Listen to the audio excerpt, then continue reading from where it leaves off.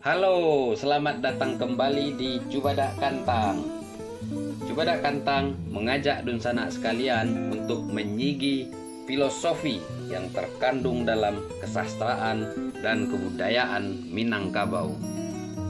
Dalam menyigi, kita tak hanya akan menemukan kekokohan, tetapi juga kegoyahan. Tak melulu soal keluhuran, tapi juga kecubadak kantangan. Kali ini kita masih berkutat soal falsafah alam takambang jadi guru. Di bagian sebelumnya kita sudah menjelaskan secara ringkas bahwa alam yang bakal dijadikan guru adalah alam yang sudah takambang, bukan sebatas alam saja. Kita hidup di dunia ini tentu tidak cukup hanya dengan meniru alam saja, melainkan mesti membuka, membongkar, menyigi berbagai peristiwa, misteri, fenomena yang ada di alam ini. Dan dari sanalah kemudian kita bisa mendapatkan pengetahuan baru. Dengan kata lain, penjelasan minggu lalu barulah membahas kapan alam disebut sebagai alam terkembang. Dan kini kita akan membahas kapan alam terkembang bisa disebut sebagai alam terkembang jadi guru. Untuk menjabarkan hal tersebut, maka di tayangan ini kita akan membahas sebuah pantun klasik Minangkabau. Pantun ini sering dirujuk ketika membahas falsafah alam takambang jadi guru. Pantun ini terdiri dari 6 baris.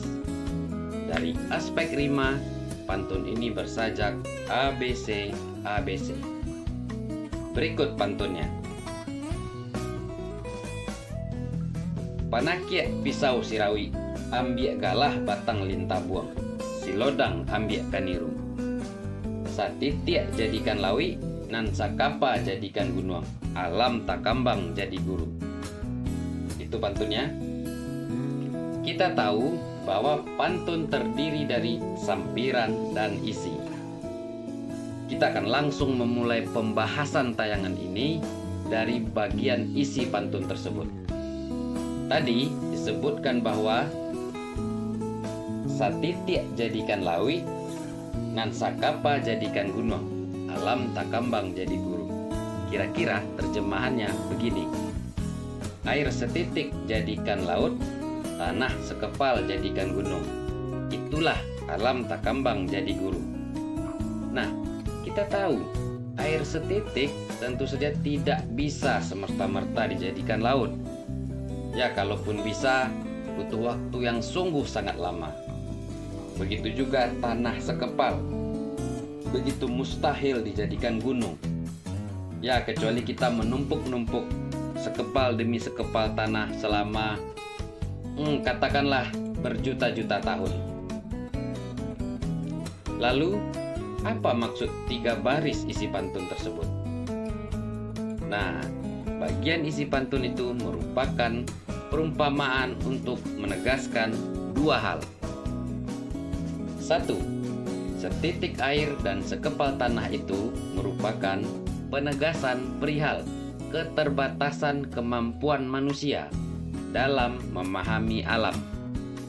Apa yang dipahami manusia terhadap alam ini, semaju dan secanggih apapun itu, diumpamakan barulah setitik air dan sekepal tanah di tengah semesta pengetahuan yang belum terungkap di dalam alam raya ini.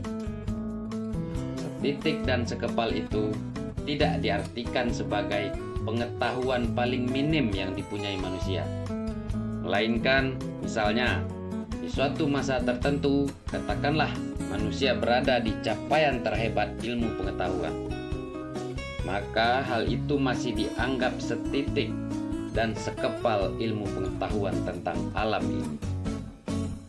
Jadi yang terhebat, yang paling bisa diketahui manusia dari alam ini tetap dimaknai sebagai perbandingan terbalik dari kandungan ilmu pengetahuan yang sebenarnya di alam raya ini. Itu yang pertama. Yang kedua, jadikan laut dan jadikan gunung itu merupakan penegasan perihal kemestian untuk memanfaatkan pengetahuan yang terbatas itu semaksimal mungkin. Walau pengetahuan terhebat manusia tentang alam raya ini barulah setitik dan sekepal, namun itu tidak berarti manusia mendapatkan hal yang sia-sia belaka.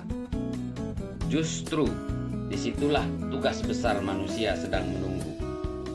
Yang setitik dan sekepal itu mesti dimanfaatkan, layaknya seluas laut dan sebesar gunung. Artinya, setelah mendapatkan setitik demi setitik serta sekepal demi sekepal ilmu pengetahuan, manusia wajib untuk mendaya gunakan apa yang didapatnya itu dalam manfaat yang lebih luas dan yang lebih besar.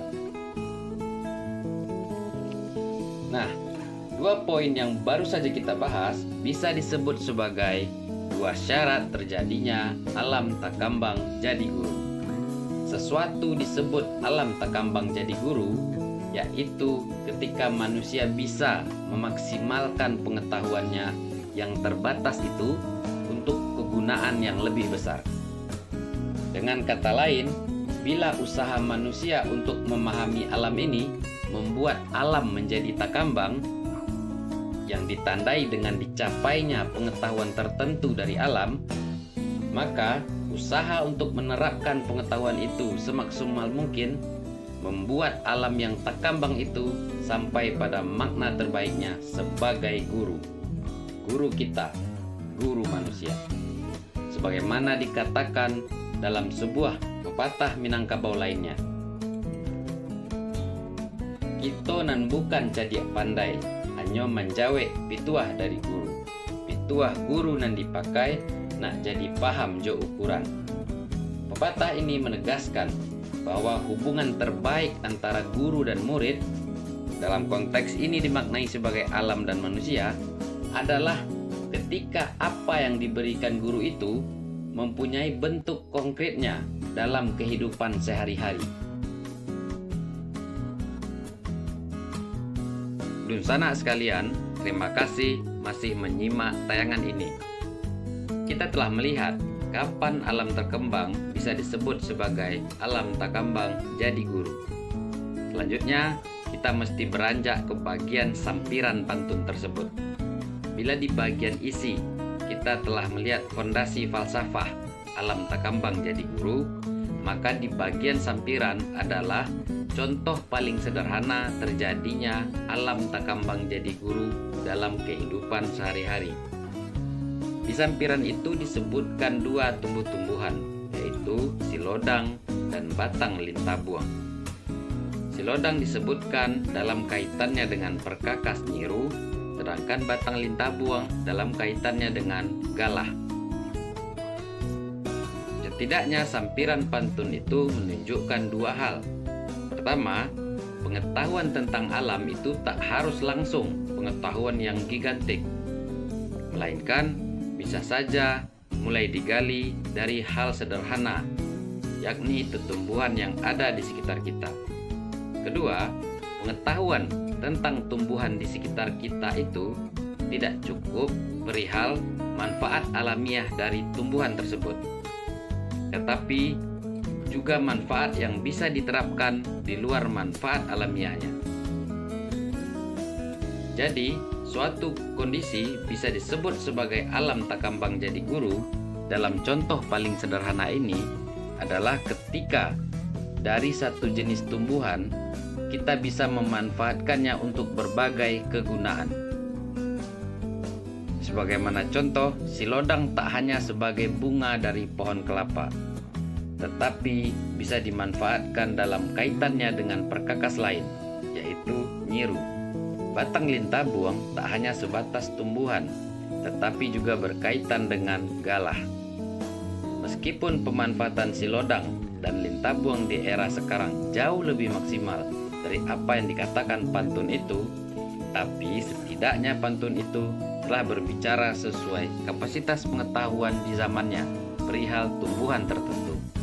Kita yang hidup di zaman ini hanya perlu mengambil prinsip utamanya.